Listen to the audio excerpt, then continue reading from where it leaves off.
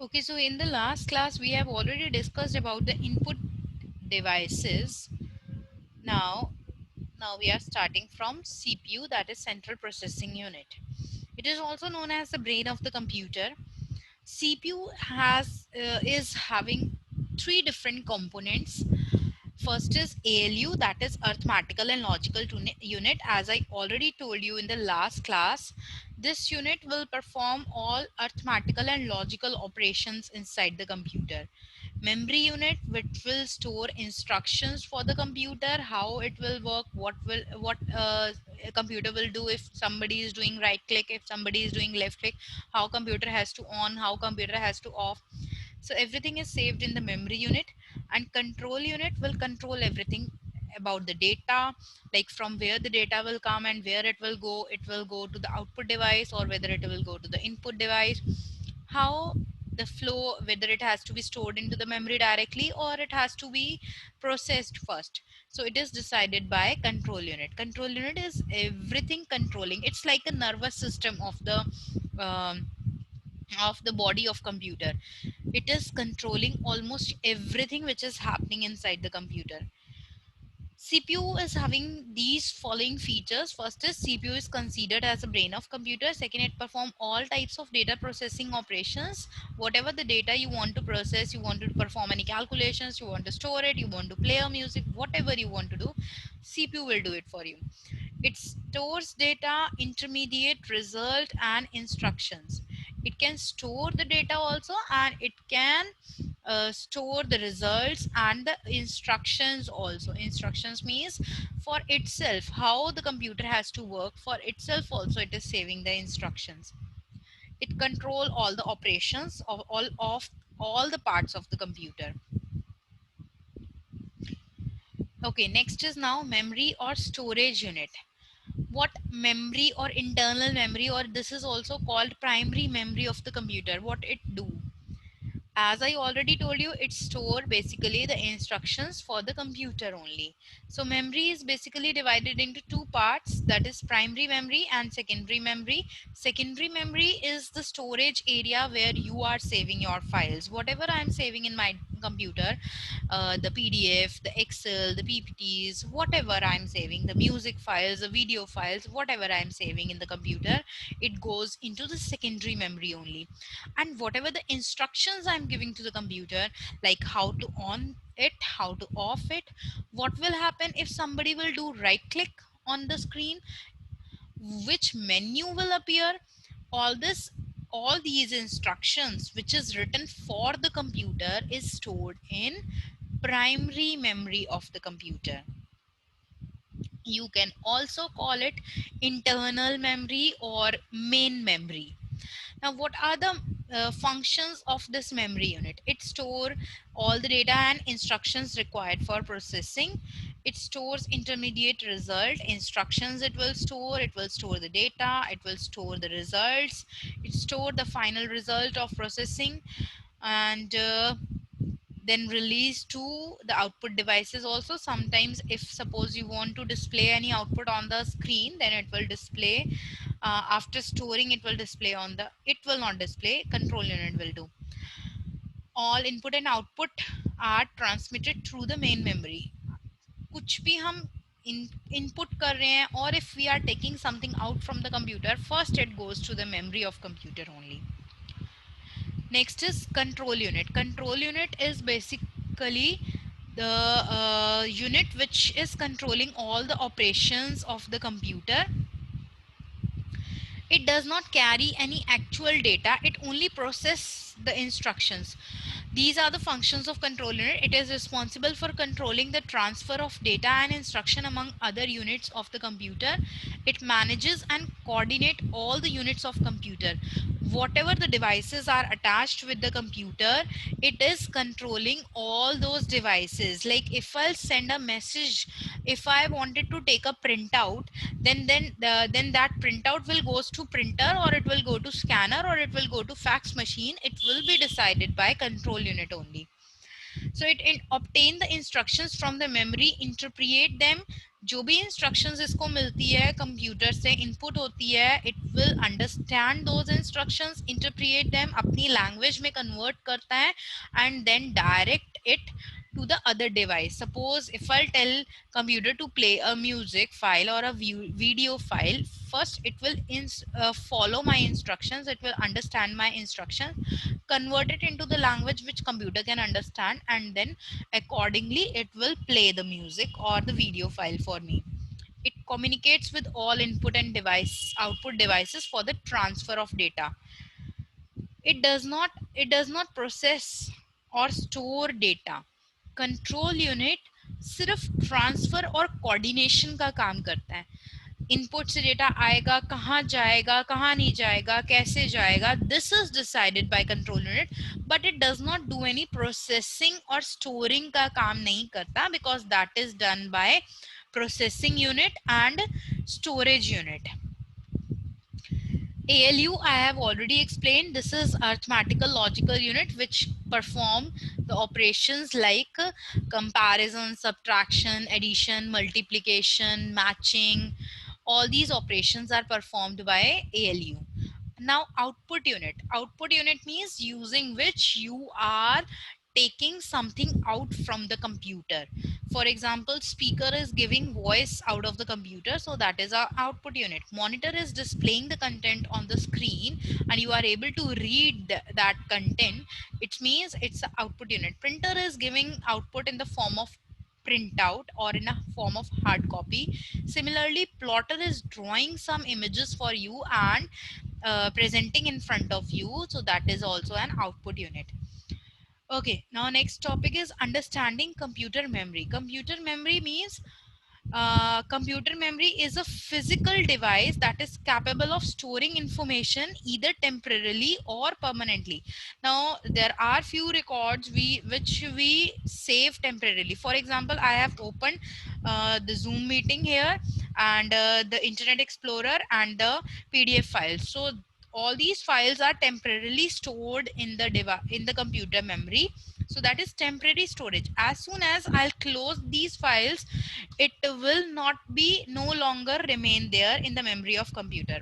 But it also saves few things which is permanently. For example, like I have copied a music from pen drive and I'm pasted in D or E drive, so it will permanently reside there. So it means few things are automatically getting stored permanently, and the files which we have opened right now, which we are using right now, they will be stored in the temporary memory of the computer. Next is binary digits. Computer can understand only machine language, that is binary numbers, that is 0 and 1. So 0 and 1 is the language of computer because it's an electrical language and computer is an electronic machine, so it can understand only binary language. 0 means off and 1 means on. So everything which computer will understand in the form of binary language only. And this is called bits and bytes. Bit is a single bit. Like if I'll say 0, it's a bit. If I'll say 1, it's a bit. But a combination of 8 bits together, which form a sequence of numbers like 100, 11010, this is known as byte. The combination of all the numbers is known as eight numbers together is known as byte. And combination of 4 bits is known as nibble in the language of computer. So this is a table in which it is showing all the conversion. 4 bits, it should come first. 4 bits equals to 1 nibble. 8 bits equals to 1 byte. 1024 bytes equals to 1 KB. 1024 KB is equals to 1 megabyte, and so on. So this is the chart which you have to learn. Okay.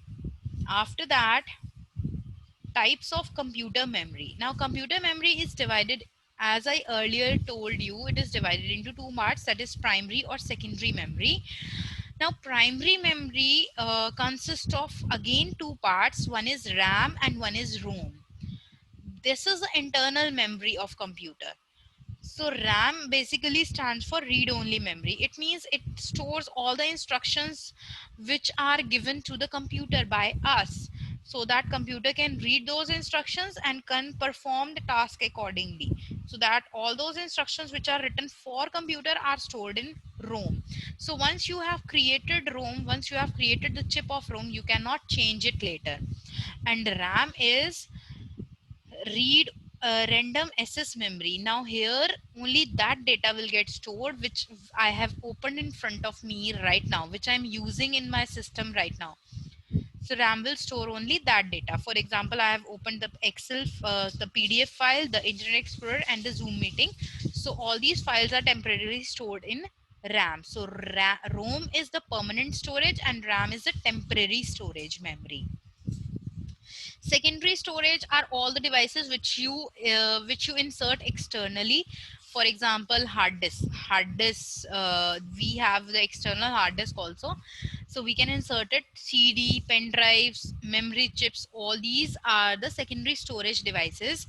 Now whatever you are going to save in your computer, that will get saved in your hard disk only, and you can save it in pen drive, you can save it in memory storage, CD. So whatever the things which we are saving for our use, that will goes to the hard disk or the secondary memory only. It's a non volatile, इसमें आप जो भी save कर दोगे, it will always remain there till the time you will not delete it. Okay, now types of secondary storage device, this I have already explained. What is hard disk, everybody know, because whatever we are saving inside the computer, it goes to hard disk only. And compact disc, CDs and DVDs, DVDs, digital video disc, and it is also called digital versatile disc. So DVDs also store your data. You can copy it and paste it in your DVDs and CDs directly. These are the different types of DVDs, and the full forms are also written. There are some rewritable DVDs or CDs also, in which you, once you have written something, once you have saved something, you can delete that item and you can rewrite also. So that is known as read and write. Blu-ray disc is 5 times storage. It consists of 5 times storage than CDs and DVDs, and it is basically used for storing the HD videos, basically made for videos only. And pen drives, everybody know, because you people are using pen drives nowadays. It is also known as USB flash drive. Pen drive and USB flash drive is same. Next is memory card, which you used to insert in your phones to store the data of your phone. So that is memory card. Here also it is also inserted in cameras, MP3 players, mobile phones. So we are storing the data of mobile phones in the memory card only. Cloud storage. Now this is the last topic of the chapter. Cloud storage means if sometimes our system is full and we don't want, like suppose I want that I am saving this file and I want to access it when I'm in school also, and when I'm at home also, and if I'm going somewhere else, then also I want to access this file because this file is very important for me, suppose. So we can have a cloud storage, means we will save our data on the internet. Google provides you the facility of cloud storage, and even the Windows also provide, that is also known as OneDrive. Windows provide a cloud storage, that is OneDrive, and Google also provide the cloud storage. So you can save your data over there and you can access at any time, anywhere. So this is the advantage of cloud storage. It is economical. There will be no money. You can save your data directly into the Google without costing anything. No additional storage devices needed. कोई आपको pen drive carry नहीं करनी है, कुछ भी नहीं carry करना है. You just have to connect your computer with the internet. Once backup, all your files can be accessed from anywhere in the world. एक बार आपने सेव करी, you can access your files anywhere now. It is automatic, always it keeps on taking your backups. You need not to worry about कि hard disk crash हो जाएगी, CD टूट जाएगी, तो I may lose my data. So you need not to worry about that. With the cloud storage, you can share your files, photos with your friends and family wherever and whenever you want. There is no risk of losing any important file and information. And data kept by the user within the cloud storage will always remain absolutely safe over there. So Google and Windows both provide this cloud storage facility. Google provide this facility in the Gmail account only, and Windows provide it as OneDrive. So I think this chapter is complete, and I hope everybody understood now.